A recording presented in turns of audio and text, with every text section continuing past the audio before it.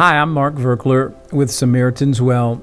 Today we're going to talk about reducing stress and anxiety in some very specific ways to do it. We're going to talk about breathing, giving thanks, communing, and then thinking. And I'll go through each of these four.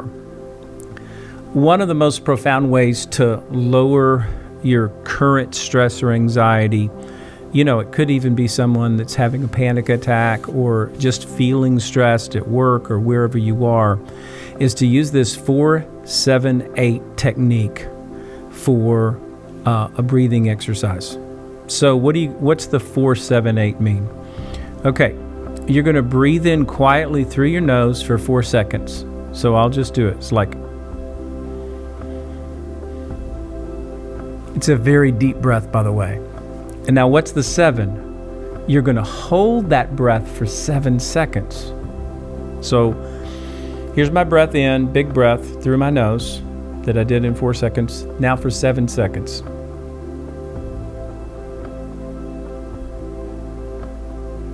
Now exhale for 8. That's a long time. So you take your time. I do it like a leaky tire.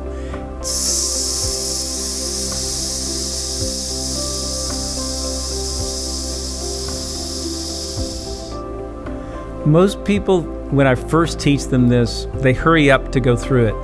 But it's very important that you take your time. Remember the 4-7-8. And so you can do that up to 3 or 4 times. Now, if you do it more than 4 times, you'll get dizzy because it's so much oxygen that you're getting in. Part of it is the routine. Part of it's the rhythm. A lot of it is the oxygen that you're getting in.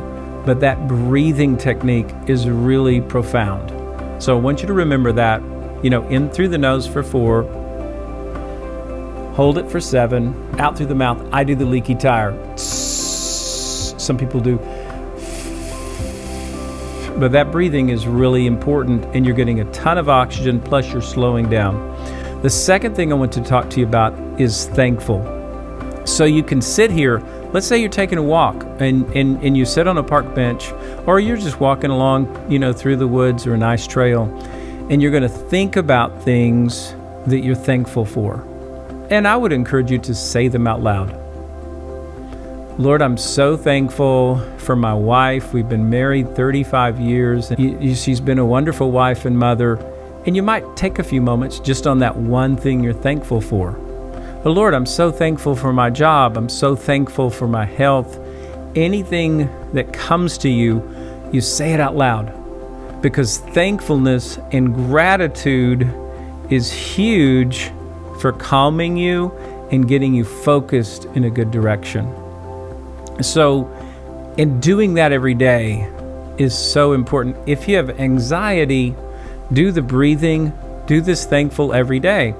Now, what's the third thing? I want to call it communing.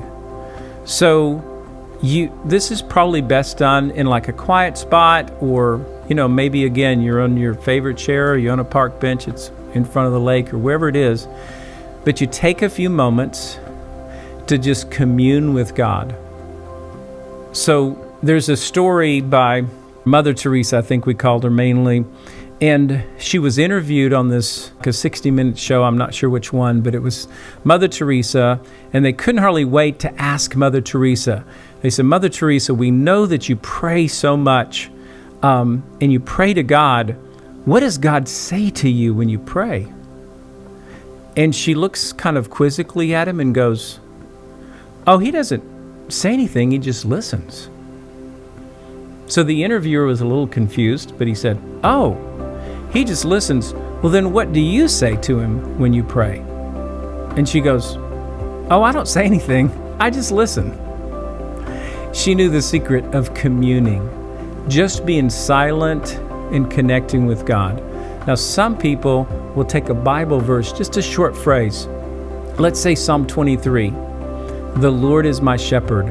And they'll just chew on that one phrase and commune with God, spending a few minutes, maybe even with each word.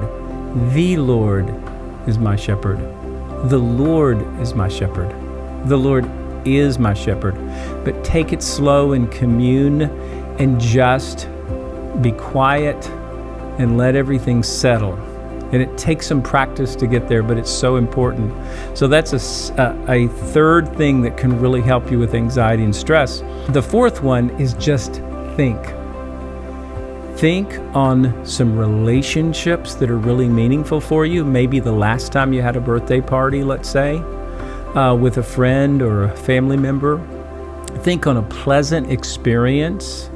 Take a couple minutes and think on your last vacation that was really wonderful, and maybe it was just a day trip, to see Aunt Susie or something.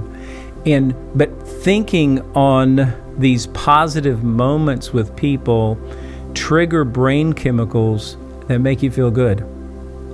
And the very opposite happens if you think on negative thoughts. So think about your brain as being like a conduit of your feelings in so many ways. What are you thinking on? Remember that great verse in Philippians chapter 4, whatever is good and lovely and of good report, and there's several other things, think on these things. God's trying to show us that if we'll think on positive things, if we'll think on positive memories, positive relationships, it will begin to change our mood. So I want you to consider that these are 4 things that can really help you if you're feeling down or anxious or stressed. The breathe, the 4-7-8 technique, thankful, communing with God, and then just thinking, spending some time to just think on some positive things in your life. So I hope that's helpful for you, and I'm glad you've watched today.